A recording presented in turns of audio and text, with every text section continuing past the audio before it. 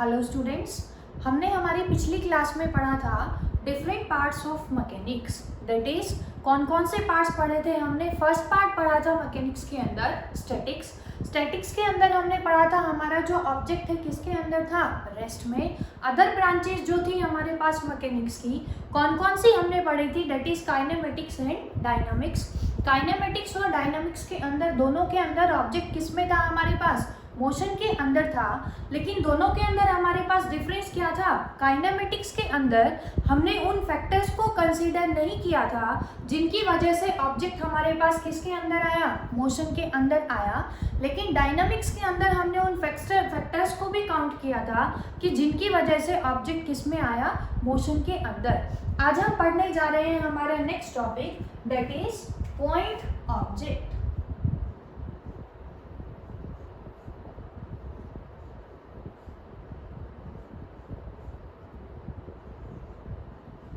Point object जैसा हमें नाम से ही दिखाई दे रहा है कि कैसे ऑब्जेक्ट्स जिनका साइज कैसा होगा, लाइक अ पॉइंट, उन ऑब्जेक्ट्स को क्या बोलेंगे हम, पॉइंट ऑब्जेक्ट्स। तो उसकी दूसरी डेफिनेशन क्या हो सकती है, हम किन किन ऑब्जेक्ट्स को पॉइंट ऑब्जेक्ट कंसीडर कर सकते हैं। फॉर एग्जाम्पल हमारे पास क्या है, कोई दो पर्सन्स हैं। सपोज करो फर्स्ट पर्सन क्या है, इस पॉइंट पे खड़ा है, दूसरा पर्सन इस पॉइंट पे खड़ा है। तो इसको हमें क्या कंसिडर करना है, पॉइंट मास इसको कब कहेंगे, अगर हम एज्यूम कर रहे हैं कि पर्सन ए को क्रॉस करना है किसको, पर्सन बी को। तो देखो कैसे क्रॉस करेगा, पहले पर्सन ए अप्रोच करेगा, किसकी तरफ अप्रोच करेगा, टुवर्ड्स पर्सन बी। एक टाइम आएगा जब पर्सन ए क्या करेगा, इसको कंप्लीटली क्या हो जाएगा, इसके पास पहुंच जाएगा। और नेक्स्ट टाइम पे क्या होगा, वो इसको क्रॉस करके आगे चला जाएगा। अब ये जो पर्सन ए है हमारे पास, इसने क्या किया, सेम टाइम के ऊपर एक ही टाइम पे इस पर्सन को कंप्लीटली क्या कर लिया, क्रॉस। इसकी पूरी बॉडी ने इसको क्या कर लिया, कंप्लीटली क्रॉस। तो इस ऑब्जेक्ट को हम क्या कंसीडर कर सकते हैं, एक पॉइंट ऑब्जेक्ट। उसके अलावा सपोज करो हमारे पास क्या है, कोई ट्रेन। अब इसको हमने क्या ले लिया, सपोज करो ट्रेन ए को इस पोल को क्रॉस करना है। तो देखो ट्रेन कैसे करेगी, पहले अप्रोच करेगी। ट्रेन का जो आगे वाला इंजन है वो क्या पहुंचेगा, सबसे पहले पॉइंट बी के पास पहुंचेगा और पर्सन बी के पास पहुंचेगा। उसके बाद क्या होगा, देखो ट्रेन आगे मूव करेगी। कब तक मूव करेगी, जब तक उसका लास्ट वाला डिब्बा उस पर्सन को कंप्लीटली क्रॉस ना करे। तो अब देखो ट्रेन के साइज की वजह से एक ही टाइम पे ट्रेन इस पर्सन या पॉइंट को क्रॉस नहीं कर पा रही, तो इस ट्रेन को हम पॉइंट ऑब्जेक्ट कंसीडर नहीं करेंगे।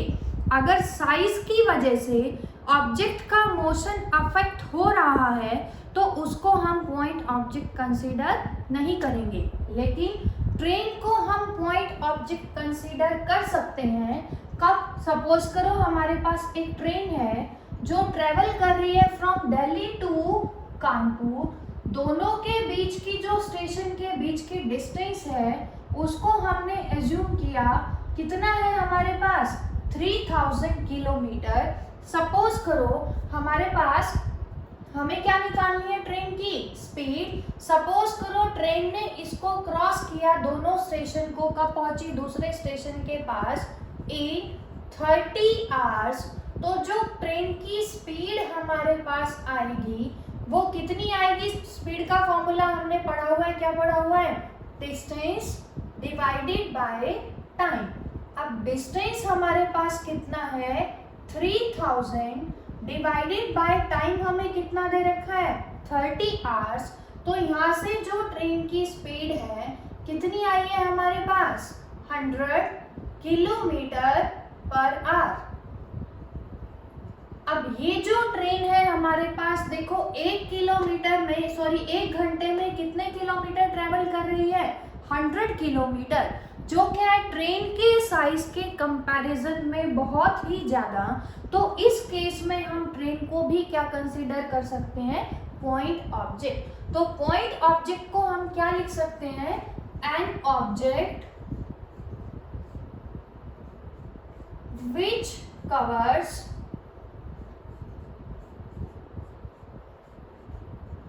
a distance which is very large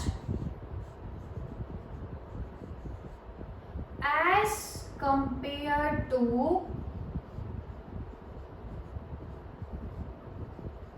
its size. अगर कोई ऑब्जेक्ट हमारे पास क्या कर रहा है, किसी डिस्टेंस को कवर कर रहा है और जो डिस्टेंस है हमारे पास वो क्या है, उसके खुद के साइज के कंपैरिजन में बहुत ज्यादा, तो उस केस में हम उस ऑब्जेक्ट को क्या कंसीडर करेंगे, पॉइंट ऑब्जेक्ट। अब इसके बेसिस पे कि हमारे पास जो ऑब्जेक्ट का साइज है वो क्या कर रहा है, बॉडी के मोशन को अफेक्ट कर रहा है, इसके बेस पे हम क्या पढ़ेंगे, हमारा next topic that is types of motion.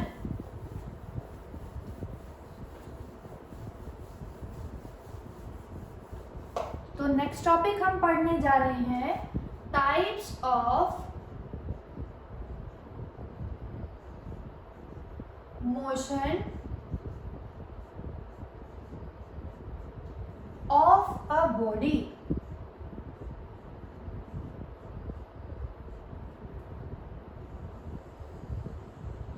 सबसे पहली जो हम टाइप पढ़ेंगे वो सबसे पहली टाइप हमारे पास क्या है, रेक्टिलिनियर मोशन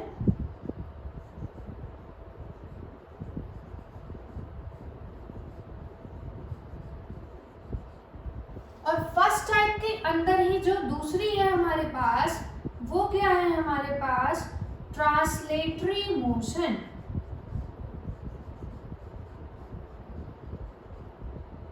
अब सबसे पहले हमें क्या पता होना चाहिए कि व्हाट इज रेक्टिलिनियर मोशन। किसी भी ऑब्जेक्ट के मोशन को हम रेक्टिलिनियर मोशन कब कहेंगे, अगर ऑब्जेक्ट हमारे पास मूव कर रहा है, object moves in a straight line, तो उस ऑब्जेक्ट के मोशन को क्या कहेंगे, रेक्टिलिनियर मोशन। अब दूसरा हमें पढ़ना है क्या, ट्रांसलेटरी मोशन। इसके अंदर भी जो ऑब्जेक्ट है वो मोशन करेगा किसके अंदर, स्ट्रेट लाइन के अंदर। तो इसमें भी क्या आएगा, object moves in a straight line. अब दोनों के अंदर ऑब्जेक्ट किसमें मूव कर रहे हैं, स्ट्रेट लाइन के अंदर, तो हमें दोनों के अंदर डिफरेंस पता होना चाहिए। किसी भी ऑब्जेक्ट को रेक्टिलिनियर मोशन में कहेंगे, कंडीशन क्या है कि जो ऑब्जेक्ट है हमारे पास रेक्टिलिनियर मोशन के अंदर ऑब्जेक्ट कैसा होगा, पॉइंट ऑब्जेक्ट। तो अगर पॉइंट साइज का ऑब्जेक्ट मूव करेगा किसके अंदर, स्ट्रेट लाइन के अंदर, तो उसको हम क्या बोलेंगे, रेक्टिलिनियर मोशन। फॉर एग्जाम्पल क्या है हमारे पास, कोई भी पर्सन है वो मूव कर रहा है अलोंग अ स्ट्रेट लाइन, तो वो किसका एग्जाम्पल होगा, रेक्टिलिनियर मोशन का। तो अब एग्जाम्पल क्या है हमारे पास, a person walking in a straight line। दूसरा ट्रांसलेटरी मोशन के अंदर भी क्या है, ऑब्जेक्ट मूव कर रहा है स्ट्रेट लाइन में, लेकिन रेक्टिलिनियर में ऑब्जेक्ट हमारे पास कैसा था, पॉइंट ऑब्जेक्ट। इसमें हमारे पास ऑब्जेक्ट पॉइंट नहीं होगा, ऑब्जेक्ट किससे बना होगा, सिस्टम ऑफ पार्टिकल से। तो यहाँ पे क्या लिखेंगे कि जो ऑब्जेक्ट मूव कर रहा है वो क्या है, सिस्टम ऑफ पार्टिकल्स। अगर सिस्टम ऑफ पार्टिकल्स मूव कर रहे हैं किसके अंदर, स्ट्रेट लाइन के अंदर, तो उसको क्या बोलेंगे, ट्रांसलेटरी मोशन। अब सिस्टम ऑफ पार्टिकल का मतलब क्या है कि जो सिस्टम है उसके अंदर क्या है, पार्टिकल्स एक से ज्यादा। फॉर एग्जाम्पल हमारे पास क्या है, कार ट्रेवल कर रही है किसी स्ट्रेट रोड के ऊपर, कार के अंदर कितने पर्सन बैठे हैं, 4 पर्सन्स हैं हमारे पास। तो ये जो 4 पर्सन्स हैं मिलके क्या बना रहे हैं, सिस्टम ऑफ पार्टिकल्स, और मूव कर रहे हैं किसके अंदर, स्ट्रेट लाइन के अंदर। तो उस मोशन को क्या बोलेंगे हम, ट्रांसलेटरी मोशन। दोनों के अंदर डिफरेंस अच्छे से पता होना चाहिए। रेक्टिलिनियर मोशन के अंदर क्या था, ऑब्जेक्ट पॉइंट साइज, लेकिन ट्रांसलेटरी के अंदर ऑब्जेक्ट सिंगल नहीं है, हमारे पास क्या है, सिस्टम ऑफ पार्टिकल्स। दोनों में कॉमन क्या था, दोनों मूव कर रहे हैं किसके अंदर, स्ट्रेट लाइन के अंदर। दूसरी टाइप जो हम पढ़ने जा रहे हैं मोशन की, वो क्या है हमारे पास, सर्कुलर मोशन।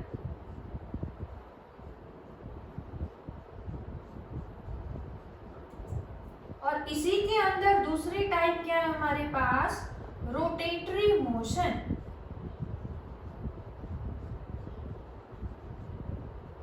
अब दोनों के अंदर देखो फिर से क्या डिफरेंस है हमारे पास। सर्कुलर मोशन के अंदर ऑब्जेक्ट कैसा होगा हमारे पास, पॉइंट साइज होगा। तो क्या आएगा, पॉइंट ऑब्जेक्ट। अगर कोई पॉइंट साइज का ऑब्जेक्ट मूव करेगा किसके अंदर, सर्कुलर पाथ के अंदर, तो उसके मोशन को क्या कहेंगे, सर्कुलर मोशन। तो क्या आएगा हमारे पास, if point object moves in a circular path then its motion is called circular motion। अब बात आती है कि सर्कुलर मोशन का कोई एग्जाम्पल पढ़ेंगे। हमने 9th क्लास में पढ़ा होगा कि जब हम किसी पत्थर को थ्रेड से बांधते हैं और उसको ऐसे गोल गोल घुमाते हैं, तो जो उसका मोशन है किसका, स्टोन का, उस मोशन को हम क्या बोलेंगे, सर्कुलर मोशन। उसके अलावा जो नेक्स्ट है हमारे पास कौन सा मोशन, रोटेटरी मोशन। इसमें सिंगल ऑब्जेक्ट नहीं होगा, उसकी जगह क्या होगा हमारे पास, फिर से system of particles, system of particles. वहां पे तो पॉइंट ऑब्जेक्ट क्या कर रहा था, मूव कर रहा था सर्कुलर पाथ में। इसमें क्या करेगा, system of particle rotates about a fixed axis। Rotatory motion, suppose करो हमारे पास अर्थ है, अर्थ क्या कर रही है, इस एक्सिस के अबाउट रोटेट कर रही है। अब अर्थ हमारे पास पॉइंट ऑब्जेक्ट नहीं है, अर्थ क्या है, बहुत सारे सिस्टम ऑफ पार्टिकल से बनी हुई है। तो जैसे ही अर्थ घूमेगी, अर्थ के ऊपर जो भी ऑब्जेक्ट्स हैं या जितने भी घर हैं वो भी क्या कर रहे हैं, रोटेट कर रहे हैं किसके अबाउट, अपनी सेंट्रल एक्सिस के अबाउट। तो उसके मोशन को क्या कंसिडर करेंगे, रोटेटरी मोशन। तो यहाँ पे क्या आ गया, motion of earth is rotatory motion. और किसी स्टोन को हम थ्रेड से बांध के गोल गोल घुमाएंगे, सर्कुलर पाथ में जो उसका मोशन होगा उसको क्या बोलेंगे, सर्कुलर मोशन। अब मोशन की जो थर्ड टाइप है हम पढ़ने जा रहे हैं, वो क्या है हमारे पास, ऑसिलेटरी मोशन, और दूसरी क्या है, vibratory motion. Oscillatory motion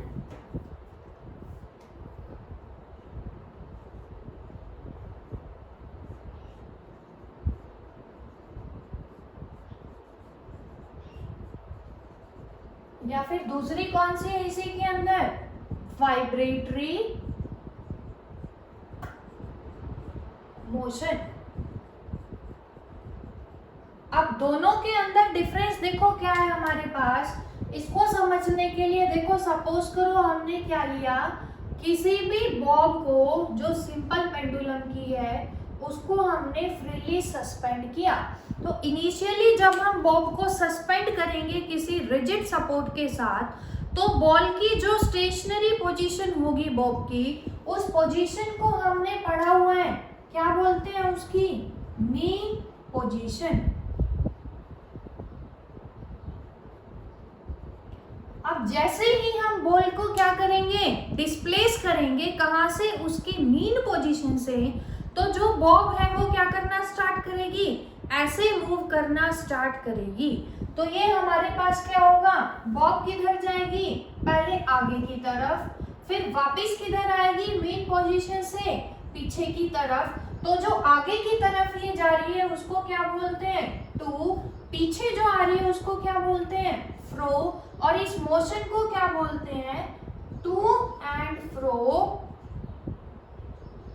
motion of the object is called oscillatory motion. Oscillatory कब तक बोलेंगे इसको, जब तक इसका जो ऑसिलेशन का एम्पलीट्यूड, एम्पलीट्यूड का मतलब क्या है, इसके डिस्प्लेसमेंट कहाँ से, मीन पोजीशन से ज्यादा होगी, तब तक इसके मोशन को हम कैसा बोलेंगे, ऑसिलेटरी मोशन। लेकिन कुछ टाइम के बाद क्या होगा, बॉब की जो ऑसिलेशन है उसका टाइम क्या होगा, कम, बॉब सिर्फ क्या करेगी, अपनी मीन पोजीशन के अबाउट वाइब्रेट करेगी। तो अगर वाइब्रेट क्यों बोल रहे हैं, क्योंकि अगर उसके ऑसिलेशन का टाइम क्या हो जाएगा, कम, तो वो क्या कर रही है, अपनी मीन पोजीशन के अबाउट सिर्फ वाइब्रेट कर रही है, तो उसके मोशन को क्या बोलेंगे, वाइब्रेटरी मोशन। सपोज करो बॉब कहाँ जा रही है, इधर इधर, तो इसका जो एम्पलीट्यूड था ऑसिलेशन का वो क्या हो गया हमारे पास, बहुत कम। तो अगर एम्पलीट्यूड ऑफ ऑसिलेशन,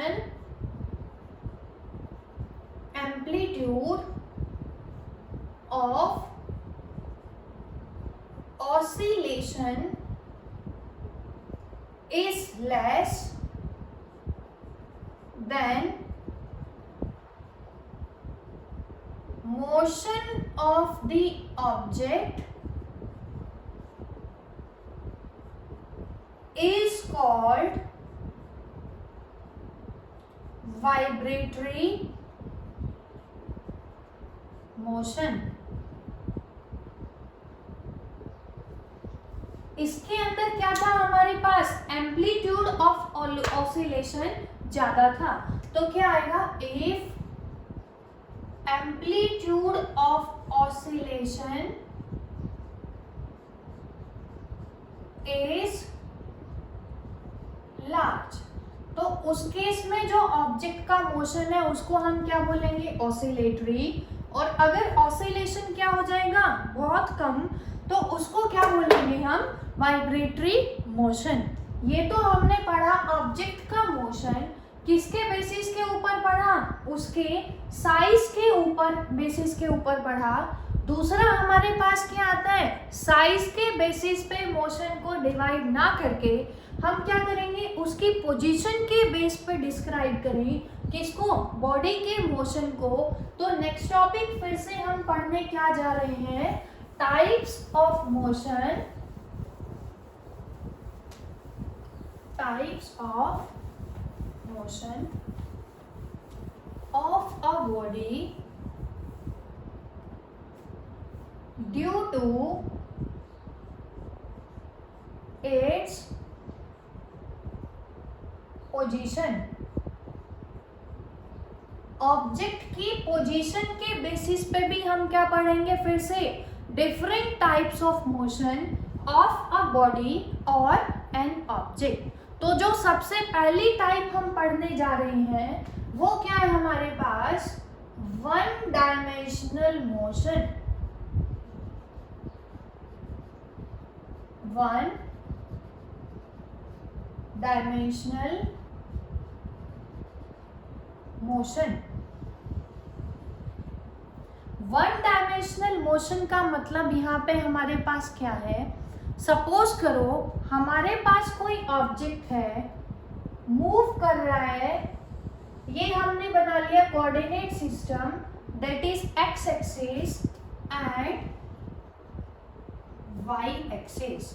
अब जो ऑब्जेक्ट है हमारे पास, हम एज्यूम कर रहे हैं कि इनिशियली जो ऑब्जेक्ट है हमारे पास कहाँ रखा है, किसी पॉइंट O के ऊपर। उसके कुछ देर बाद ऑब्जेक्ट की पोजीशन कहाँ है, किसी पॉइंट A पर। कुछ देर बाद फिर से ऑब्जेक्ट कहाँ चला गया, पॉइंट B पे। सिमिलरली आफ्टर फिक्स और irregular intervals of time, different positions जो है हमारे पास ऑब्जेक्ट की, वो हमने रिप्रेजेंट की by the points O, A, B, C, D। अब ये जो ऑब्जेक्ट मूव कर रहा है, किसके ऊपर मूव कर रहा है, एक्स एक्सिस के ऊपर। ये ना तो एक्स एक्सिस के अंदर जा रहा, ना बोर्ड से बाहर आ रहा। इसका मतलब क्या है, इसका z कंपोनेंट भी चेंज नहीं हुआ। देखो अगर ये ऑब्जेक्ट अंदर चला जाता बोर्ड के, तो xy के परपेंडिकुलर कौन से एक्सिस होती है, z एक्सिस। इसका मतलब z कंपोनेंट क्या होता, चेंज। और बाहर आता तो क्या हो जाता, पॉजिटिव z एक्सिस। फिर से z एक्सिस में मूव करता तो ऑब्जेक्ट का मोशन स्ट्रेट लाइन में नहीं रहता। लेकिन हमारा जो ऑब्जेक्ट है वो किस में मूव कर रहा है, स्ट्रेट लाइन में।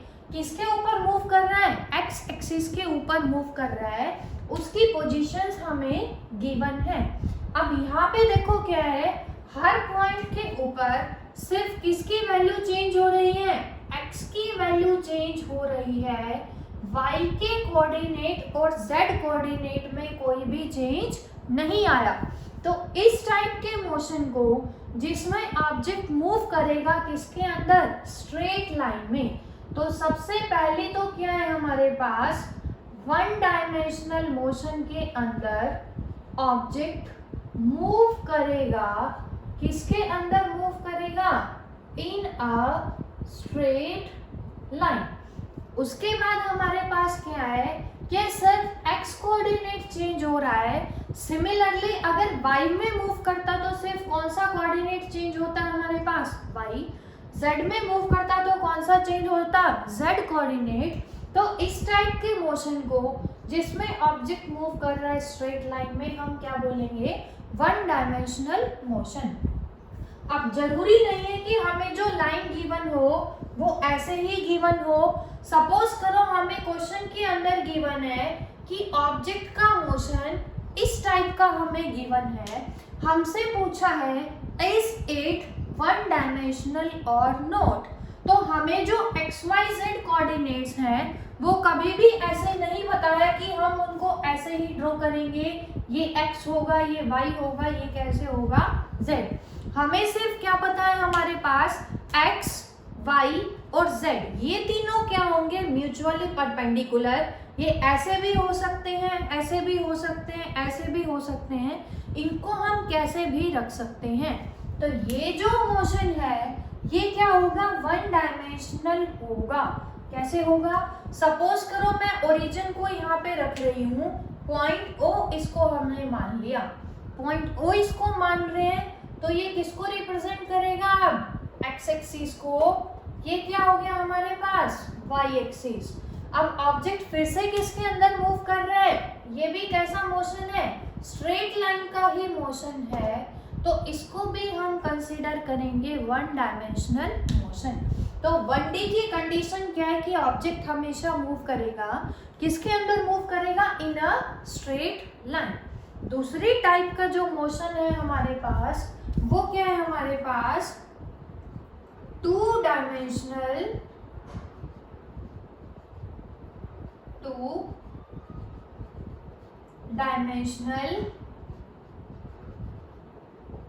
मोशन। देखो वन डायमेंशनल में सिर्फ एक ही कोऑर्डिनेट चेंज हो रहा था, या तो x चेंज होगा या y चेंज होगा या कौन चेंज होगा, z। तो यहाँ पे एक चीज और भी ऐड कर सकते हैं हम, ओनली वन कोऑर्डिनेट चेंजेस। अगर सिर्फ एक ही कोऑर्डिनेट चेंज होगा तो क्या होगा, 1D। लेकिन टू डायमेंशनल मोशन के अंदर हमारे पास कितने कोऑर्डिनेट्स चेंज होंगे ऑब्जेक्ट के मोशन के दौरान, दो कोऑर्डिनेट्स अगर चेंज हो तो क्या आएगा, if 2 coordinates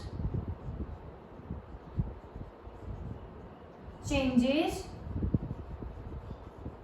then motion is called 2-dimensional motion.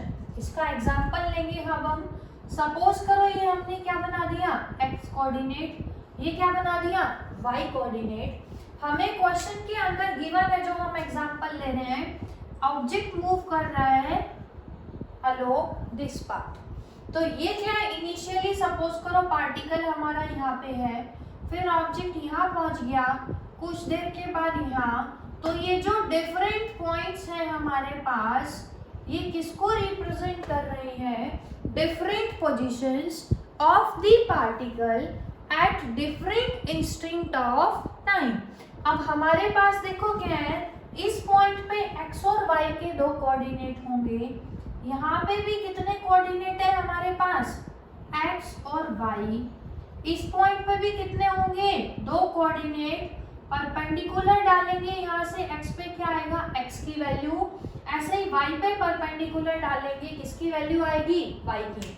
Similarly ये सभी पॉइंट्स के कितने कोऑर्डिनेट होंगे 2 कोऑर्डिनेट होंगे, कौन कौन से x एंड y. अब ये जो पार्टिकल है ना तो बोर्ड के प्लेन से बाहर आ रहा ना बोर्ड के प्लेन के अंदर जा रहा, तो इसका मतलब z कंपोनेंट यहाँ पे चेंज नहीं हो रहा. ऑब्जेक्ट किसके अंदर मूव कर रहा है xy प्लेन के अंदर, इसलिए उसका मोशन कैसा होगा 2-डायमेंशनल. तो 2 तरीके से पहचानेंगे, एक तो क्या हमारे पास 2 कोऑर्डिनेट अगर चेंज हो रहे हो, या फिर हम इसको दूसरी लैंग्वेज में क्या बोल सकते हैं, अगर ऑब्जेक्ट मूव करेगा प्लेन के अंदर तो उसका मोशन कैसा होगा 2-डायमेंशनल होगा. फॉर एग्जाम्पल, एग्जाम्पल क्या है हमारे पास इसका, N insect crawling on the floor. अब जो हमारे पास कोई इंसेक्ट जब चलेगा तो फ्लोर या रूफ के ऊपर चलेगा, कितने कोऑर्डिनेट्स चेंज होंगे, एक तो होगा x कोऑर्डिनेट, दूसरा कौन सा होगा y कोऑर्डिनेट, लेकिन z कोऑर्डिनेट जो होगा हमारे पास वो चेंज नहीं होगा. ऐसे है सिचुएशन हमारे पास, ये क्या है x, ये क्या है हमारे पास y. इंसेक्ट क्रॉल कर रहा है किसके ऊपर, या तो फ्लोर के ऊपर या रूफ के ऊपर, कहीं पे भी ले रहे हैं. तो जब वो मूव कर रहा है तो z कोऑर्डिनेट उसका चेंज नहीं हुआ, तो इसका जो मोशन है कैसा होगा 2-डायमेंशनल मोशन. अब जो थर्ड टाइप आएगी हमारे पास मोशन की, वो कौन सी आएगी 3-डायमेंशनल मोशन. तो अब हम पढ़ने जा रहे हैं हमारी थर्ड टाइप ऑफ मोशन, किसके बेसिस पे, on the position of the object. और वो क्या है हमारे पास third type three dimensional motion.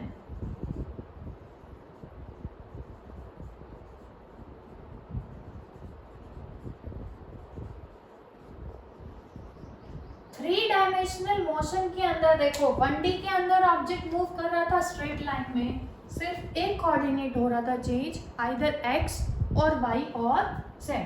2D के अंदर हमारे पास कितने कोऑर्डिनेट चेंज थे, 2, आइदर xy और yz और zx. डिपेंड करेगा कि ऑब्जेक्ट किस प्लेन में मूव कर रहा है. सिमिलरली 3-डायमेंशनल मोशन के अंदर हमारे पास क्या होगा कि 3 कोऑर्डिनेट्स,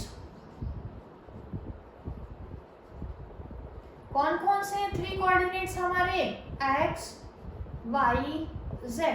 अगर ये हमारे पास चेंज होंगे तीनों कोऑर्डिनेट, तो जो मोशन है ऑब्जेक्ट का वो कैसा होगा 3-डायमेंशनल मोशन. फॉर एग्जाम्पल, ये हमने बना लिया हमारा coordinate system, that is x, y and z axis. अब देखो कैसे करेंगे, ये है हमारी x एक्सिस, ये आ गई y एक्सिस, और ये क्या आ गई हमारे पास z एक्सिस. हमने सपोज किया कि हमारे पास ऑब्जेक्ट की पोजीशन क्या है पॉइंट P. पॉइंट P जो है क्या है परपेंडिकुलर, क्योंकि इसको हम पेपर या बोर्ड पे नहीं दिखा सकते क्योंकि z एक्सिस क्या है परपेंडिकुलर टू द बोर्ड. तो पॉइंट P के कितने कोऑर्डिनेट हैं 3 कोऑर्डिनेट, कौन कौन से x, y एंड z. तो यहाँ पे क्या है, अगर 3 कोऑर्डिनेट चेंज होंगे during the motion of the object then its motion is called 3 dimensional motion. दूसरा क्या बोल सकते हैं हम, अगर ऑब्जेक्ट मूव करेगा, if an object moves in space, अगर कोई ऑब्जेक्ट स्पेस में मूव करेगा तो भी उसको हम क्या बोलेंगे, 3 डायमेंशनल मोशन। फॉर एग्जाम्पल जो हमारे पास एरोप्लेन का मोशन है वो किसका एग्जाम्पल है, 3 डायमेंशनल मोशन का।